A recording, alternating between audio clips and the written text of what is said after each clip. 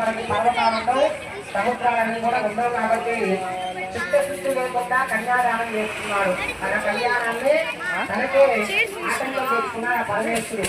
ఎలాగ చెప్పేసి చిత్తశుద్ధి లేకుండా ఎలా చేస్తున్నాడు అని చెప్పేసి వివాహం అప్పుడు గవాక్షంలో మేనకాదేవి నిలబడుతోంది. ఆ పార్వతీ పరమేశ్వరులో కూడా ఆ పరమేశ్వరు సభలో కూడా వస్తూ ఉన్నారన్నమాట. ఉదయాన్నే కైలాస పర్వతం నుంచి అందరూ కూడా బయలుదేరి వస్తూ ఉన్నారు. అలాగే మేఘవర్ణం శుభాంగం 4 చేతులతో శంఖము చక్రం అంతా కూడా తగిలించుకొని వస్తూ ఉన్నారనమాట. ఆయనేనా అని చెప్పేసి ఆ మేనకాదేవి అడిగింది. అలా అడగంగానే ఆ నారదు చెప్తూ ఉన్నాడు, మీ అల్లుడు లాంటి వాడే కానీ ఇప్పుడైతే మీ అల్లుడు కాదమ్మా అని చెప్పేసి అలాగా సభ అంతా కూడా వస్తూ ఉన్నారు. సాయంత్రం అయింది, ఇంకా కూడా అల్లుడు రాలేదన్నమాట.